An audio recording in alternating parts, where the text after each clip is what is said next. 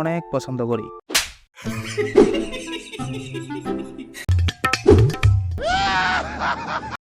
Hello hello hello, আমি হচ্ছি ফুংচু।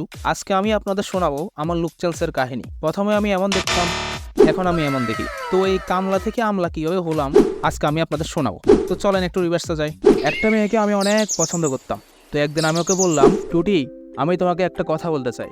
কি বলবি তাড়াতাড়ি বল, আমার এত টাইম নাই। আমি তোমাকে ছোটবেলা থেকে অনেক পছন্দ করি। আই নাই নিজের চেহারা দেখছস?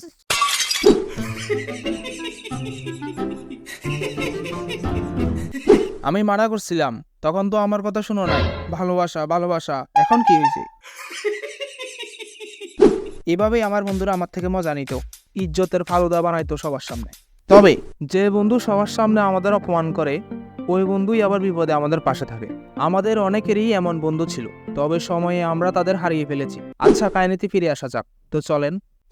মনে কষ্ট পায়ও না বন্ধু, কত মেয়ে যাবে আসবে, সব সময় তোমার পাশে আছি। এর থেকে ভালো মেয়ে পাবে তুমি। আইডিয়া, চল আমার সাথে। ভাই উপরে বড় নিচে ছোট, মেকআপও করিয়েন সামান্য, ওর লুকটা চেঞ্জ করে দেন তো। ওকে, এখন আপনি ওখানে দাঁড়ান, এখানে বসেন, চোখ বন্ধ করে মোবাইল টিপেন, ডাকলে উঠেন।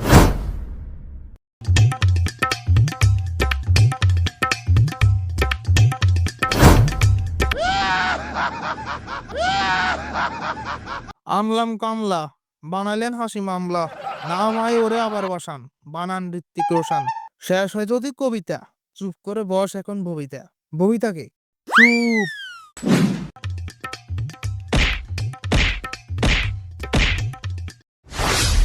ভাই কেসা লাগ রহা হ্যায়? কি কথা ছিল তোর লগে আমার? এক লগে লুক চেঞ্জ করবো বলতে হবে নাকি আবার?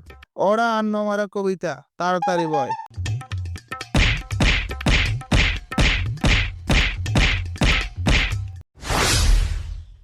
আমার তো কোনো লুক চেঞ্জ হয় না। তুই গত মাসেও লুক চেঞ্জ করছিলি, প্রত্যেক মাসে মাসে কি লুক চেঞ্জ হবে না? তাহলে বসার সময় বলেন নাই কেন? উষ্টা পুষ্টা কুষ্টা ছাড়ি, দান্দার টাইমের ন মানা করি।